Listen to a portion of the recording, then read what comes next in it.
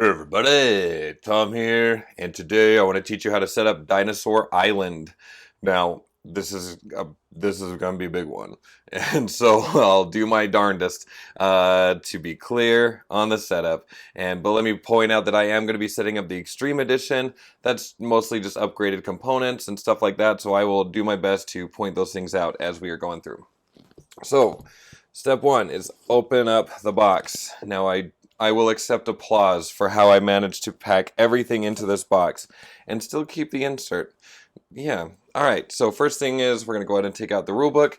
Pretty good rule book. I thought it was nice and self-explanatory. It looks a little, I don't know, chintzy to me, like kind of weird font and some of the design choices, I don't know, a little bit off, but this whole game has a unique aesthetic, so I just accepted that.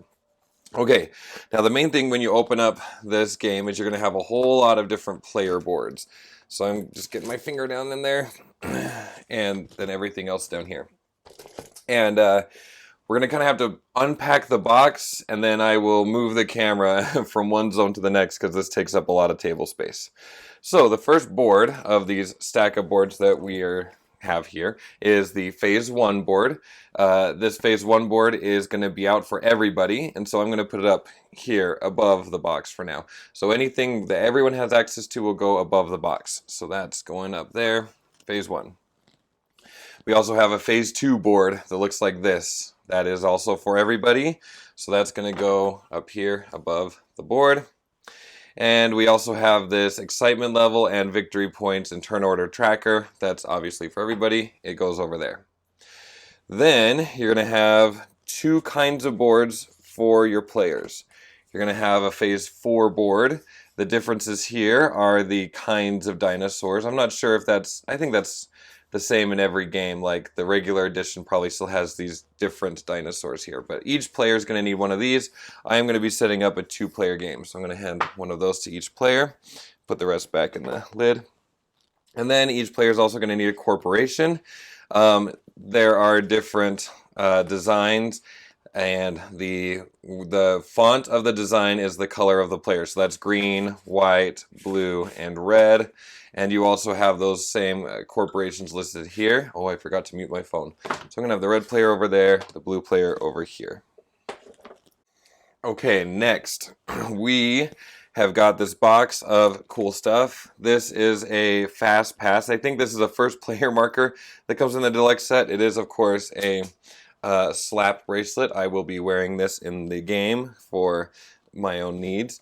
And then you probably have a single bag of all kinds of dinosaurs. I have decided to separate the dinosaurs because it fit better back in the box and it made me happier. So you're going to want to just take out the bag of dinosaurs, or in my case, all the dinosaurs, and put them in a communal area. The first couple times I played this, I actually just had a bowl, and I just dumped the dinosaurs into that bowl. I'm going to just kind of probably keep those off screen a little bit and pull them as needed. We're going to have a bag, and inside of that bag, you should have a lot of yellow meeples and some pink meeples. So I just keep those in the bag, but it's this big draw bag. I'm also going to kind of keep that off screen a little bit. This is a first player token. I've got this, but we'll still use it. You're going to have a bunch of dice. To play this game, you need dice equal to the number of players times 2 plus 1.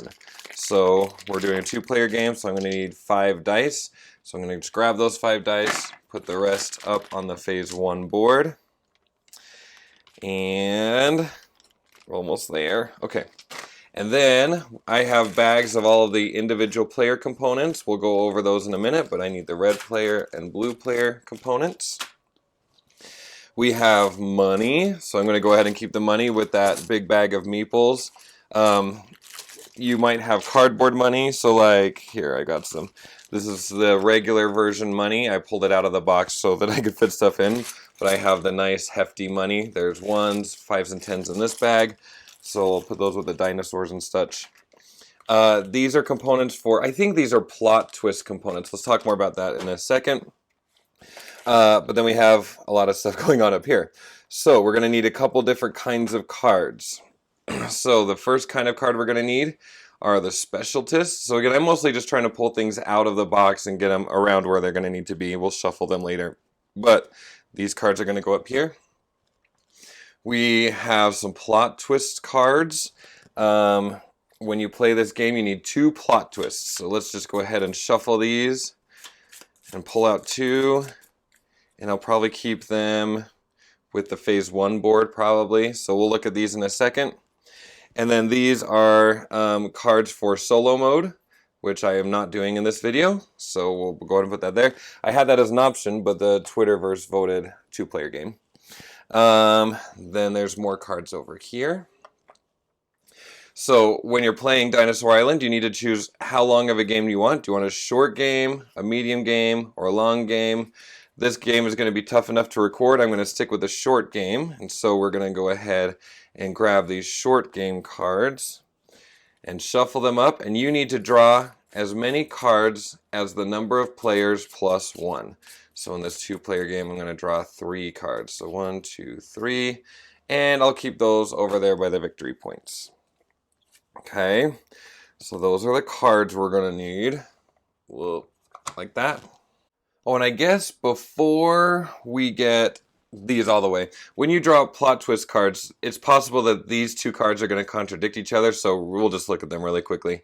Okay, plot twist number 1, each player starts the game with 5 workers instead of 4, okay. And each player may hire 1 additional specialist during the game. All right, so those are not contradictory to one another. I'll just put those over there. Plot twists are just kind of cards that like just change the rules slightly from one game to the next, so you have some variability. All right, now we have a whole lot of cardboard tiles. We'll take these out a little bit at a time.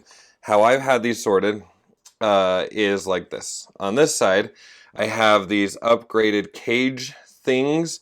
So they look like this. You'll see this 4 times 4 meeple, you'll see a 4 coin, and these 4 slots on these. There's a stack of those. They're the exact same on both sides. And then behind those, I've got some that look like this, and I'm putting these over in the space with the dinosaurs and the coins and stuff.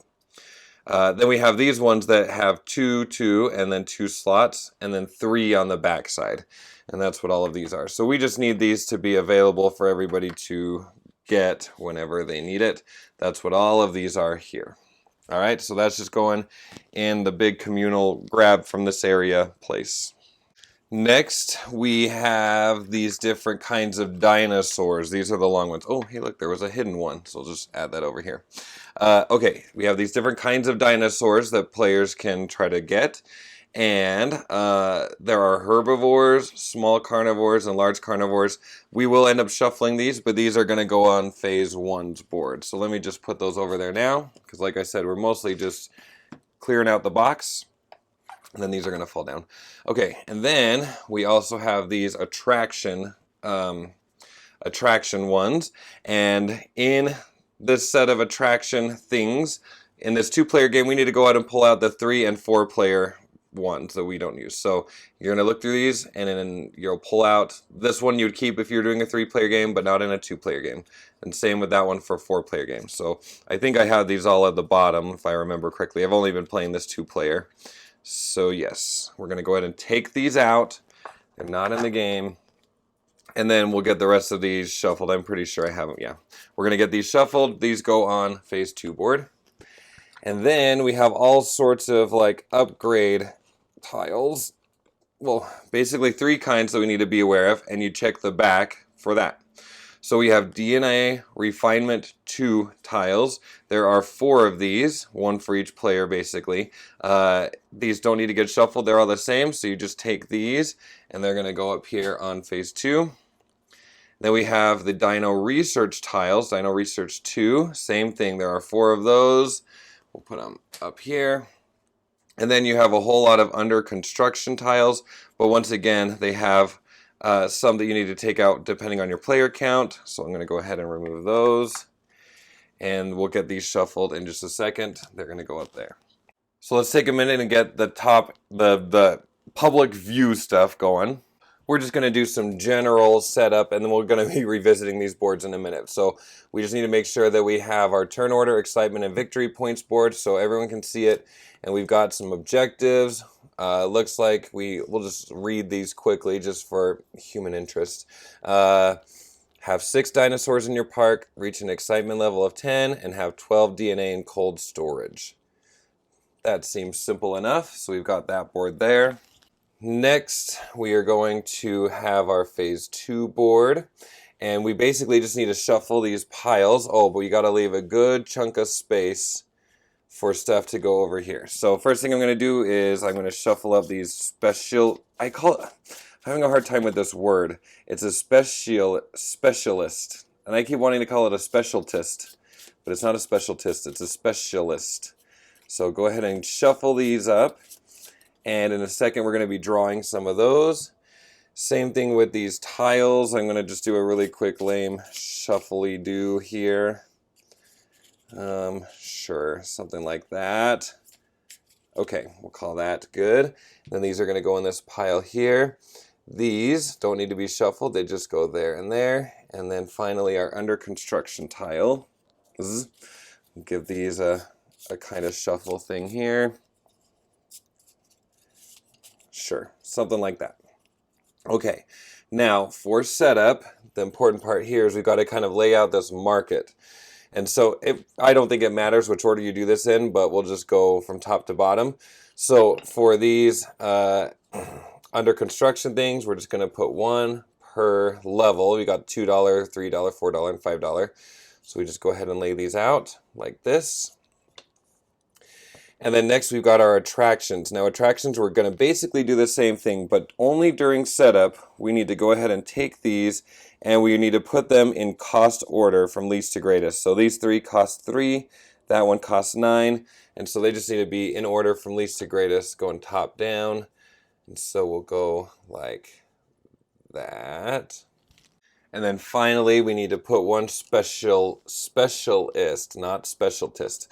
Specialist needs to go here. I don't know, that's like, you know, like how some people say library? This is my library. I can't say specialist, but I have been practicing. Alright, so we've got our phase 2 market board now. And then we're going to have our phase 1 board. We'll just keep the dice up here. They're going to need to be rolled in a moment anyway.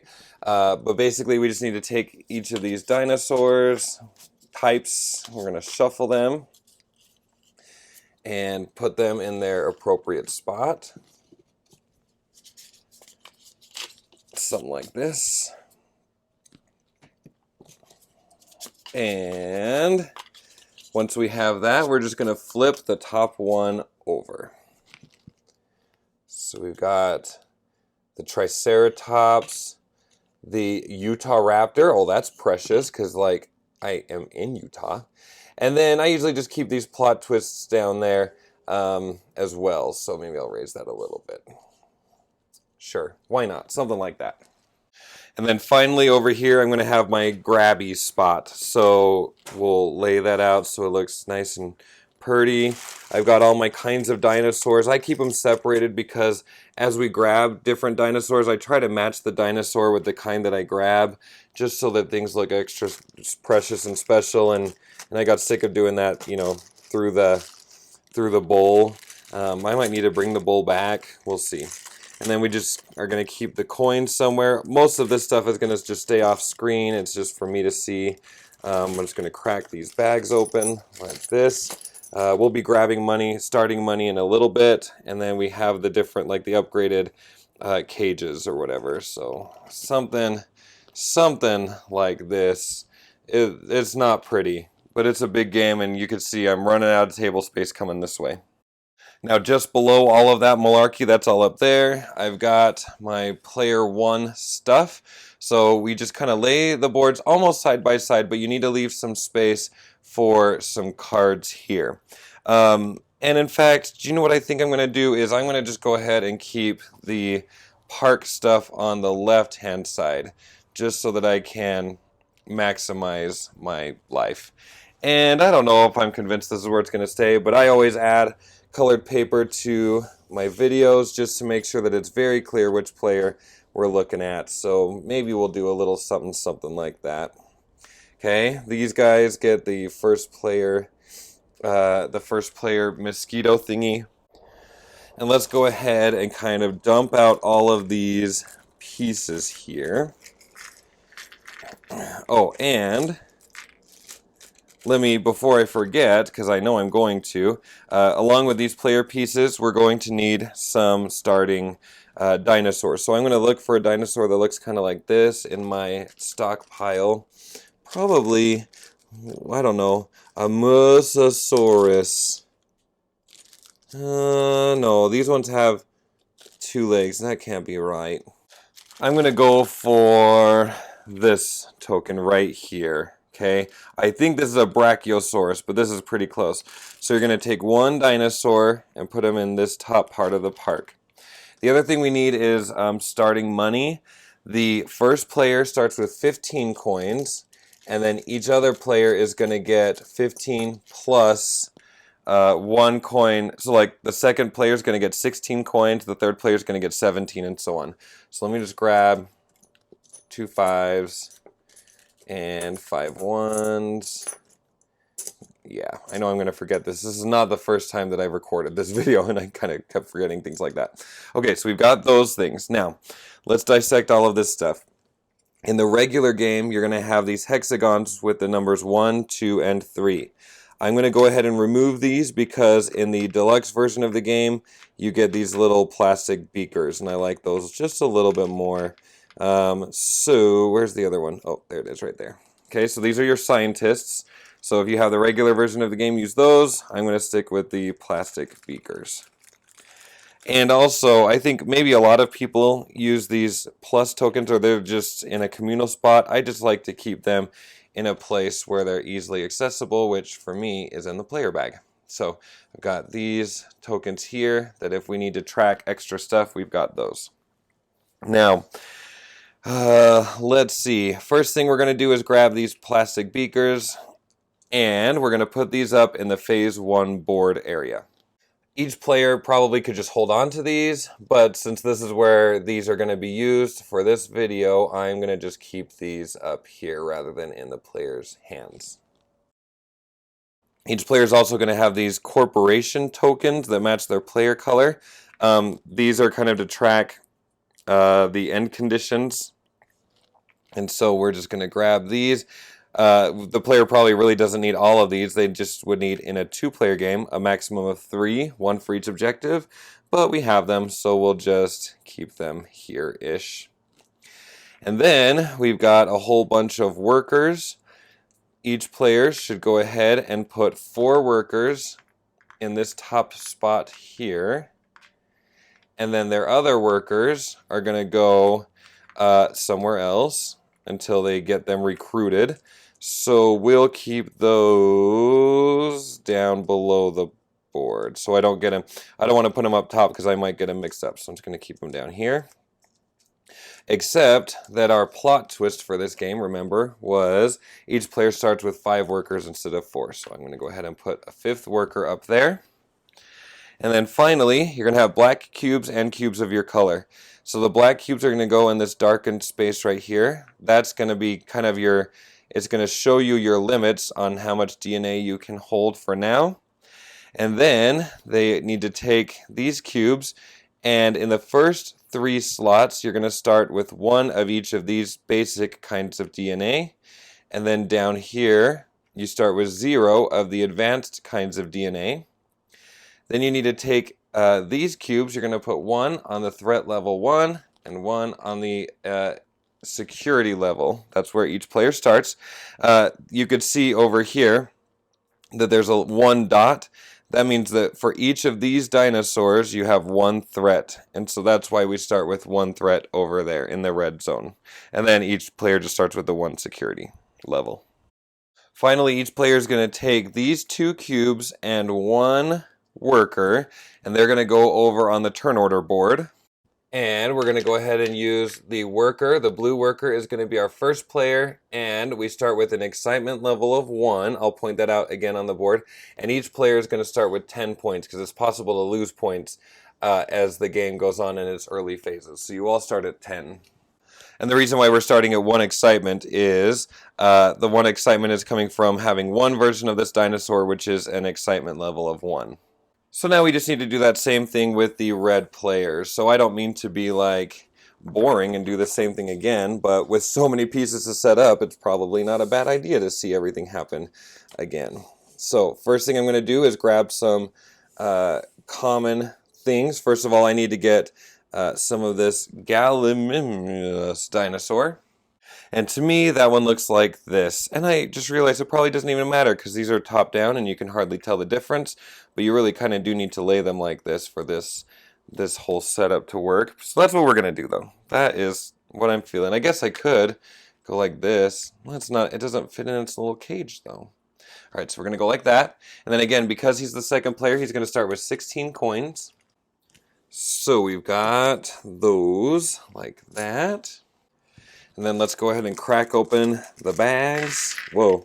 Oh, that was too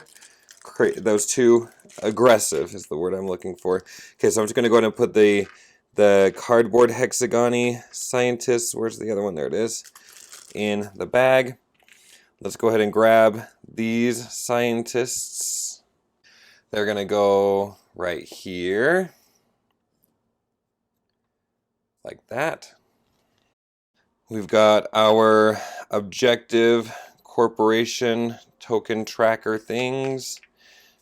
We've got our additional like threat level and security level things. Where's the other one? There it is, hiding. We've got 5 workers to start off. Again, regularly you start off with 4, but our plot twist tells us to start off with 5. So we got that. I'll keep 1 worker out for the turn order. The other 3 are going to go down below the board. And we've got our cubes. They go in the darkened spaces to cap off our DNA limits. And we start with 1 basic DNA, or 1 of each of the basic DNAs, 0 of the advanced kind. We need to save 1 excitement, 1 security, and we'll take these up to the main board. So second player, there and there. All right, so there you have it. We are ready to play Dinosaur Island. Holy cow, setup is a lot, to say the least. But we've got it set up. We're ready to go. If you are interested in seeing me play this video, I'm going to go ahead and put the link in the description of this video. Go ahead and click on that. As well as I will do my darndest to make a teaching tips video because this game is kind of a little bit, intense to teach, clearly. So if you are interested in seeing that, I will also put that link in the bottom of this video. And other than that, I've got to get busy recording my gameplay session. So I will see you guys in a little bit. And yes, I just wanted to show that off one more time. It's itching my arm, but I like it still. Okay, bye.